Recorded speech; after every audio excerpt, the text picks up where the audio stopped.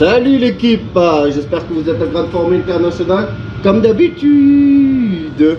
Bon, je suis pas très fier de devoir tourner cette vidéo, mais c'est la vérité, voilà. Et ouais. Bon, comment vous expliquer? Ah oui, il y a le chauffage en route derrière parce qu'il neige là tout de suite, tu vois. Il neige pas assez pour s'amuser, mais il neige quand même. Donc ça veut dire qu'il fait très froid. Bon, pour faire court et rapide, mon père il avait le 454 KXF, son 250 KTM, mais des modèles un peu vieux et usés. Et quand j'ai acheté mon Honda CRF, eh ben, il a essayé, il a vu machin, il a dit il veut la même chose, voilà. Il dit je veux revendre les deux miens là qui sont fatigués, usés, qui marchent jamais, toujours en panne. Et je veux un CRF comme toi. Bon, donc on vend ces deux crosses, KTM et KXF. Et on se met à la recherche de 250 CRF. Et là, on a des amis en commun avec mon père. Enfin, des amis. On fait pas des soirées ensemble non plus, tu vois. Des connaissances en commun qui sont du même club de motocross que nous et tout.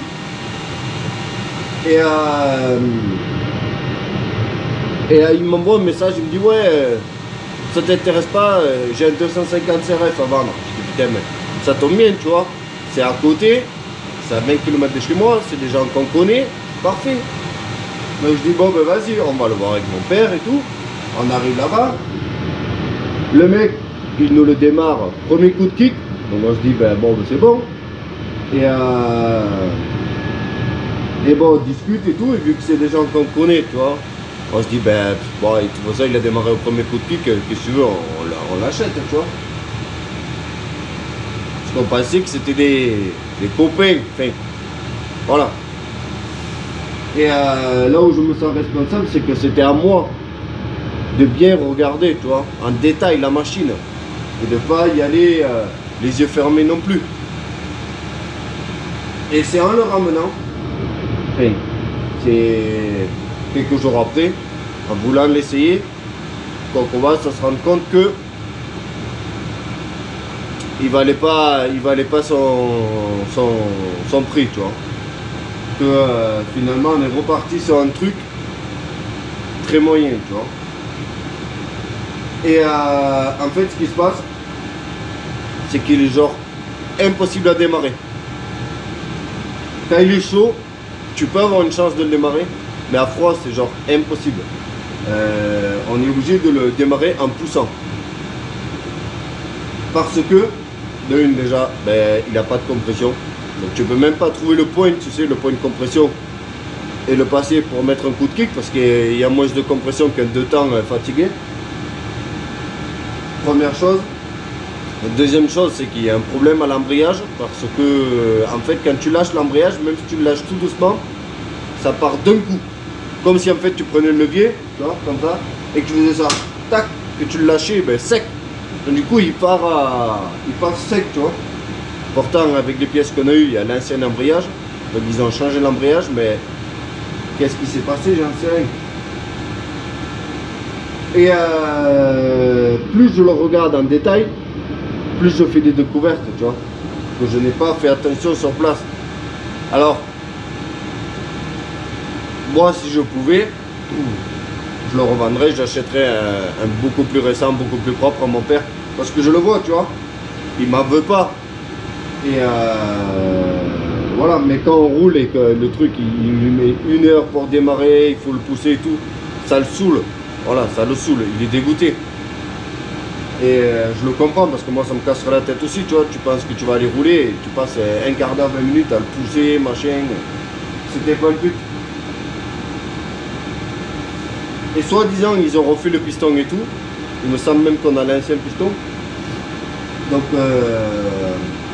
là où j'ai un peu d'espoir en fait, c'est que quand on le démarre à la poussette, il a de la compression. C'est-à-dire la roue, elle bloque. Tu vois, on essaie de le démarrer en seconde à chaque fois. On est généralement deux qui poussent. Et je peux te dire, il faut vraiment sauter sur la selle parce que sinon la roue elle se bloque juste. Donc j'ai petit espoir que ce soit un souci de soupape, de réglage de soupape. Voilà. Mais si c'est pas un souci de réglage de soupape, eh ben il va falloir faire piston, joint, moteur et tout. Et ça coûte quand même un certain prix. Et c'était pas prévu. Voilà. Donc je vais essayer de te montrer déjà les découvertes que j'ai faites. Ça aurait été mieux si j'avais pris une lampe, mais là je ne l'ai pas pris. Alors déjà, tu peux voir ici au niveau du joint en base, le joint de cylindre, il y a de la pâte à joint. Donc moi, pour moi, ça c'est juste impossible, tu vois. Tu peux le faire sur un 2 temps pour démarrer, mais même non. Donc déjà, ça j'avais pas fait gaffe, tu vois, sur place, parce que j'ai franchement pas pris la peine de regarder en détail et j'aurais dû. Voilà, c'est tout est de ma faute. Donc joint en base, déjà il y a de la pâte à joint. Donc ça c'est pas cool. C'est vraiment pas cool. Parce que si vraiment tu as mis un piston neuf, tu as dû changer le joint de culasse. Pour le prix que ça coûte, tu changes le joint d'en base quoi. Mais bon, si c'est étanche, on peut laisser comme ça. Mais c'est pas cool. Moi j'aurais voulu le refaire, mais bon, c'est pas, voilà. Donc déjà il y a ça. Qu'est-ce que j'avais fait d'autre comme découverte? Bon, déjà les carénages ils ont retaillé ici, machin. Bon, ça. Le pot, ça je l'avais vu sur place par contre. Il a été ressoudé ici là. Va savoir pourquoi. Il y a un tube qui a été soudé là parce qu'il n'a pas l'air de forcément correspondre. Peut-être ils ont mis une ligne d'un modèle qui n'allait pas. Bon.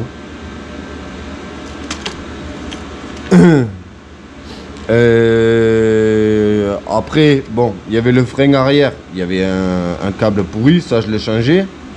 J'ai réparé son frein arrière parce que première sortie circuit qu'on a fait, l'émetteur ici là, il a éclaté toute l'huile et la piscine, il n'avait plus de frein arrière. Voilà, après je crois que c'est tout, mais en même temps c'est tout. Il n'y a pas de compression et l'embrayage il déconne. Regarde, je vais voir si je peux te caler pour te montrer. Parce que je te jure que ce truc, il a zéro compression. J'espère que là il va pas me faire une plaque et faire semblant d'avoir de la compression pour la vidéo. Parce que franchement, je te dis, il n'en a pas. Oh, ça c'est à pas faire, c'est ce que je vais faire. Oh putain. Regarde. Tu vois? Tu ne peux même pas trouver le point de compression. Je ne touche pas le décompresseur et une douche. Tu vois? C'est... Je peux même le cliquer à la main. Le truc, il a zéro compression. Donc j'espère que il y a un souci de réglage de soupape. Donc je vais tout démonter. Ça fait un moment que je dois le faire. Et je peux passer à l'action. Donc ouais. Je vais tout démonter pour accéder à la culasse. Et bien on va tenter de contrôler le réglage de jeu aux soupapes. Voilà.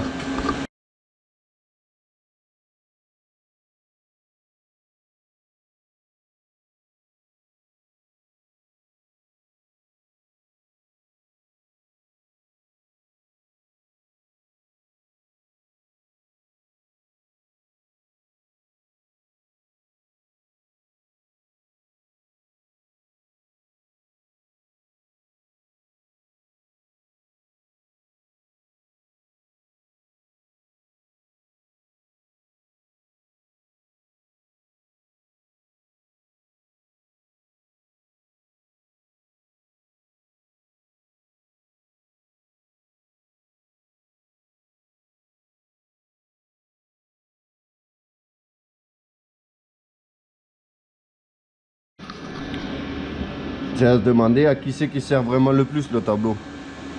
Il y a des amangos partout là. Hein. Bon, j'ai pris mes notes ici là. Admission. En gros, il faut se retrouver entre 0,10 et 0,15. La perfection, c'est 0,12 plus moins 3, tu vois, donc c'est ça. Échappement entre 0,25 et 0,31. Perfection 0,28. Voilà. Donc maintenant, je me suis calé au repère ici là, sur la poulie d'arbre à cam. Poemoro, tu vois, c'est loose. Et maintenant, je vais contrôler. Par contre, je vais pas filmer pendant que je contrôle parce que je l'ai déjà eu fait et ça va être hyper méga long parce qu'il faut que je sois sûr de moi. En gros, tu prends un jeu de cale comme ça et tu glisses les cales, tu vois, entre l'arbre à cam et la soupape. Putain, il commence à neiger pas mal là, mais ça veut pas rester. C'est tellement dommage. Hier, il neige comme ça, mais on va pas aller drifter sur ça, tu vois. Il y a la pelouse, quoi. Il neige, mais ça reste pas. Et apparemment, là, la semaine prochaine, les températures remontent. Donc, je sais pas si on pourra aller drifter dans la neige cette année avec les quads et tout le reste. Je l'espère, mais bon. C'est improbable ce qui se passe. J'ai tellement eu le doute que j'ai sorti la bougie pour mettre un tournevis dedans pour contrôler le Poemoro. Parce que, je t'explique. Alors, échappement. On a 0,25 de soupape avant droite, donc elle parfaitement bien. Par contre, avant gauche, 0,12. Ça, je comprends pas, tu vois. Pourquoi? Normalement, ça s'use. Moi, de mon expérience, ça s'use à peu près en même temps, tu vois. Donc là, c'est qu'il y a un problème de réglage, je pense. Bon, bref. Donc la soupape avant droite, échappement parfait, tu vois. 0,25 alors qu'on est censé être entre 0,25 et 0,31. Donc bon, c'est dans les tolérances. Par contre, admission, il y a 0. Il y a 0. Tu peux passer aucune cale entre l'arbre à cam et les soupapes.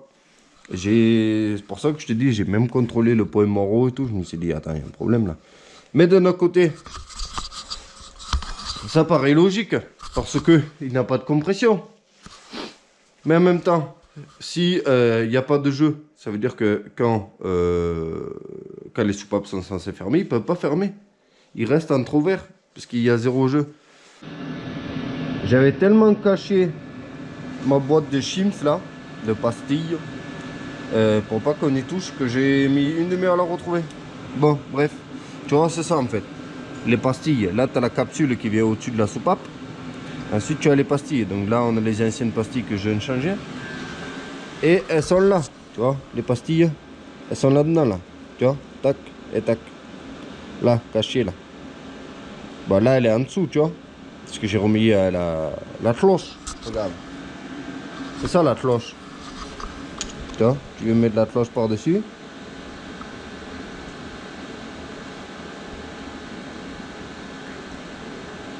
Voilà.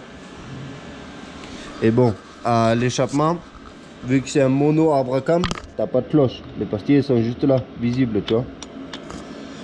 Donc maintenant, je remets l'arbre à cam et on recontrôle. Avec la chaîne de distri, tout le bordel. Bon, ça y est, j'ai remonté. J'ai tendu la chaîne de distri.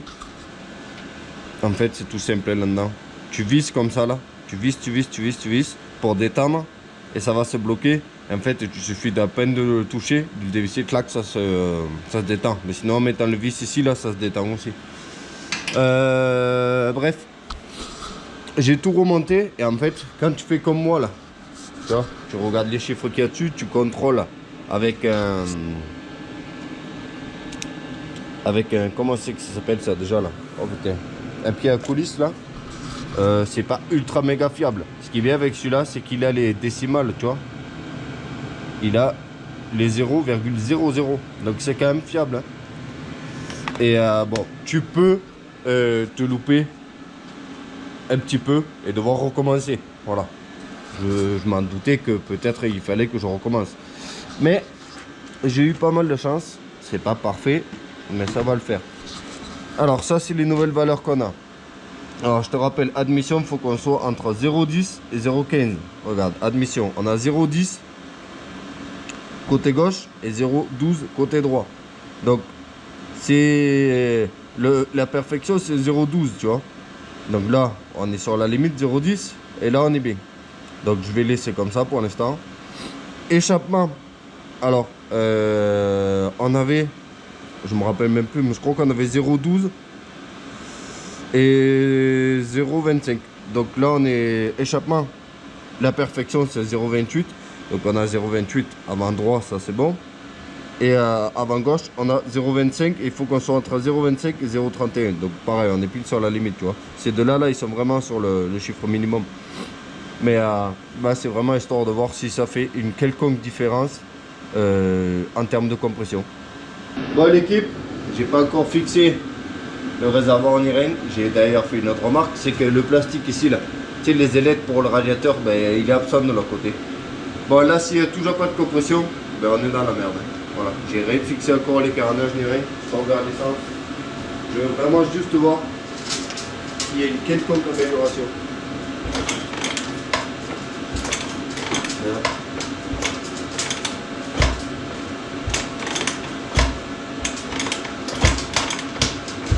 Non. Bon, ben, je crois qu'on est parti pour un piston. Hein. Putain. Bon, ça démarre toujours aussi mal. J'ai l'impression que la compression, ça s'est légèrement amélioré à force de kicker. Est-ce que c'est possible qu'il y ait de la calamine qui s'est installée vu que les soupapes ne fermaient pas? J'en sais rien.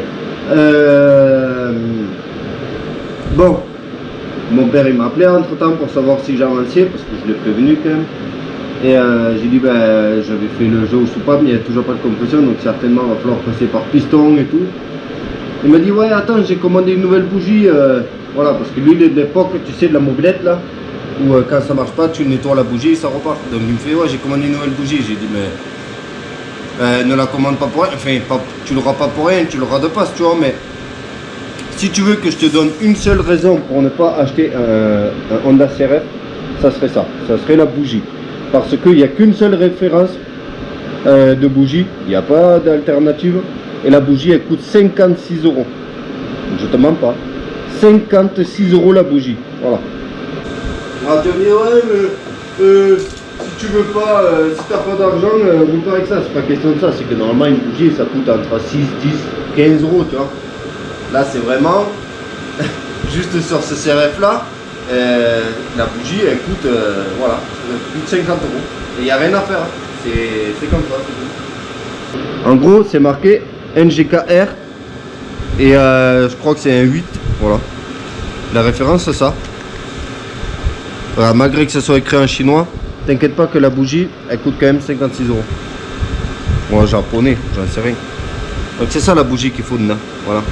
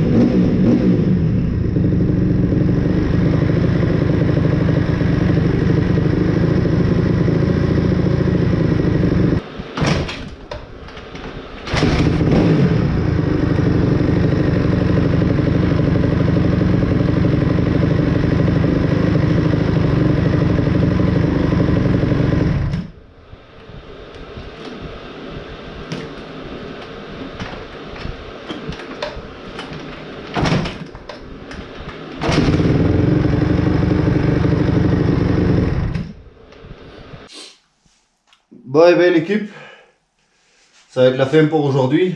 Il me reste à faire la vidange quand même. Au cas où, même si l'huile est propre, je préfère vidanger, remettre le niveau, que je sois sûr. Et voilà, bon, il a quand même retrouvé pas mal de compression. J'ai viré les autocollants qu'il y avait là, tu sais, les gros autocollants. Qu'en fait, c'était des autocollants de bras aussi. Je sais pas pourquoi ils avaient collé ça là, en plus c'est moche. Tu peux voir là où j'ai nettoyé. Le cadre, il a commencé à briller, tu vois. Donc il sait quoi faire, mon père, quand il va venir, là, qui s'embête. Il polit le cadre. Comme ça brillera au stand avant d'aller le pourrir. Et j'ai changé le filtre à air aussi, je vais te montrer l'ancien. C'est vraiment pas terrible. Il est là, mais c'est surtout, il est pas loin de la décomposition, tu vois. Donc j'ai mis mon filtre à air neuf aussi dedans. Donc là, bougie neuve, filtre à air neuf. J'ai viré ces autocollants. J'ai aussi adapté ici, tu vois, il manquait, comme je te disais, l'espèce d'ailette pour le radiateur ici, il n'y était pas. Donc j'en ai adapté un que j'avais là qui traînait de KTM. Hein. Donc c'est pas parfait, mais c'est mieux que rien du tout, tu vois. C'est bon, là il y est, mais de l'autre côté il n'y est pas. Donc j'en ai adapté un de KTM, hein, à l'occasion, quand on passera commande, ben, on essaiera de trouver celui d'origine, voilà. J'allais dire d'occasion, mais pas du tout. Donc je vais faire la vidange et puis voilà, j'ai remarqué aussi la housse de sel ici là. Elle tient pas là. Donc je sais pas, ils ont mal agrafé ou quoi, putain, ça fait chier, je l'ai remarqué une fois que j'ai remonté. Parce que j'avais pas prêté attention. Donc je vais y flanquer quelques agrafes. Donc ça fait que je vais redémonter la selle. Donc il me reste la selle, vidange, filtre à huile. Il faut que je regarde si j'ai le filtre à huile pour ça. Et voilà. Bon, elle sera jamais neuve. Bon, en même temps, elle est pas neuve, elle est de 2006. Mais ça n'empêche pas que tu peux entretenir et faire les choses correctement. Et vu toute la visserie que j'ai changé, les soudures, les machins, ils n'ont rien fait correctement. On va voir. Ouais. Elle comprime pas beaucoup. Mais maintenant, au moins, on sent la compression. Et tu peux trouver le point de compression. Alors qu'avant, tu l'as vu, on ne pouvait même pas le trouver. Là, je peux pas le kick à la main, par exemple, tu vois. Là, il est vraiment dur. Donc j'espère que ça va s'améliorer un peu en roulant. Je sais pas si c'est possible, tu vois, que ça s'améliore, qu'il y a de la calamine quoi. Et ensuite, quand il aura roulé, je pense, au moins une petite demi-heure ou une heure avec, j'aimerais bien recontrôler, voilà, le jeu ou soupape. Je sais pas si c'est nécessaire, mais moi, dans ma tête à moi, ça me fait du bien de recontrôler. Parce que vu qu'on était à 0, je sais pas si je l'ai pas déjà dit, mais vu qu'on était à 0 côté admission, on ne sait pas si on était vraiment dans le négatif, et puis les soupapes se fermaient pas du tout. Donc est-ce qu'il y a de la merde qui a pu se foutre dedans ou quoi, tu vois. Bon, on va rester comme ça. Demain, ça ira très vite. Allez, sur ce, merci d'avoir regardé cette vidéo, et j'espère que ce CRF n'est pas entièrement mort. Faut que, je sais pas si je l'ai dit aussi, mais au cas où s'il y en a un qui sait l'histoire d'embrayage là, pourquoi est-ce que ça fait ça? Est-ce qu'ils ont mal monté l'embrayage? Parce que ils l'ont changé. Il y a les anciens disques qui étaient avec dans une boîte.